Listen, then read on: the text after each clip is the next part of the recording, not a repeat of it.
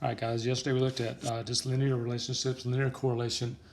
Today we're going to look at how strong the linear relationships are, how strong the relationship is between two variables, and should not be any big deal.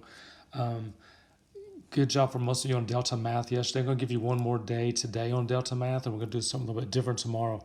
This week, I just want to make sure that the work's not really hard this week. I'm trying to ease you into kind of going back to school, but also getting used to using all the technology that we're using. So that's the main purpose of these first 3 days.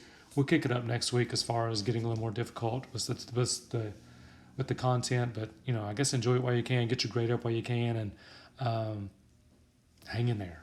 All right, here we go. Um, First of all, I punched in a problem from your Delta Math yesterday and got these numbers. All right, now one thing we didn't talk about before you did that, which was my fault, was how to come up with the equation. The equation is given to you on Lin-Reg t-test right there. Y equals ABX. And it also gives you what to put in right there. So my equation, if I were to punch it in, if it asked me for the equation, it would be 1024.9. Oops, it's negative 24. So I'd say minus 24.1x. Okay, so that'd be my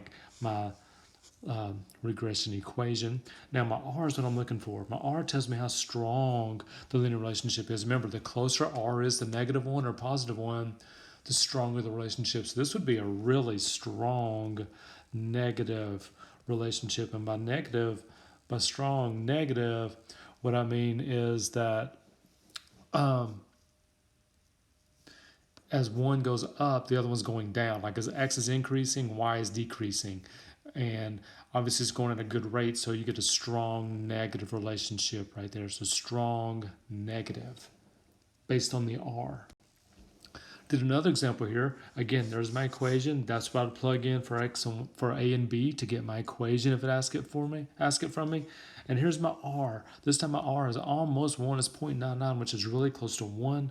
So I would say this time it's a very strong positive relationship. And now remember what R measures, but this is very important. R measures how strong the linear relationship is, which means how close to a line. If I did the scatter plot, how close to a line would that graph be? In this case, it'd be really close to a perfectly straight line because it's 0.99. The last one's, and it would go up. It would be, this kind of thing right here. It'd be very close to a line and be good. On the last problem, since it was negative, it would go this way.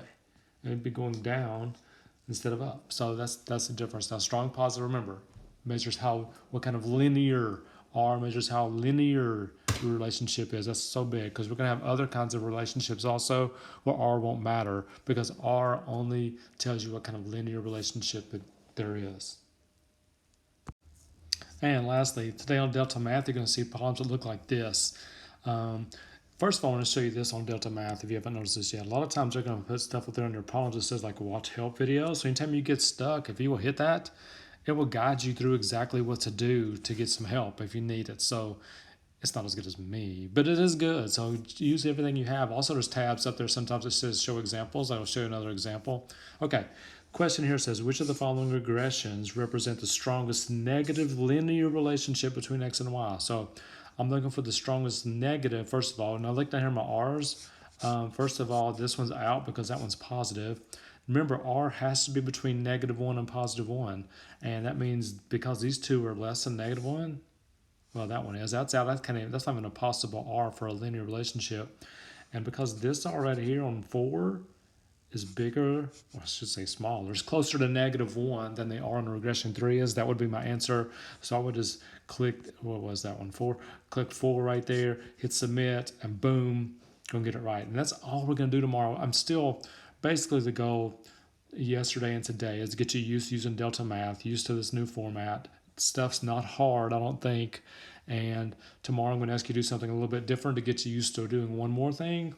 And then next week, like I say, we'll start rolling, like we were, and doing a little bit better content than what we're doing this week. Just want to kind of get you used to doing this, and hope everything's going well. Had a lot of questions yesterday, which is great. Please keep sending me stuff. All I'm doing between 9 and 3 is waiting for you to ask me stuff. So ask me. Ask away if you need help. I'll be here and get back to you really quick. So can't wait to see you someday again. And also Make sure you're getting your video and your assignment done on Delta Math today, so you're completely good. Also, when I grade the Delta Math stuff, unless it's a test or a quiz, it's just for completion. So don't worry about if you get like 70% or whatever, that's okay. Don't worry about that. That just means you're still going to get 100 in the grade book because that's all I'm grading for is completion. But do your best because you know what's coming up. You're going to have to know how to do it. So do your best on it, but realize it's just a completion grade.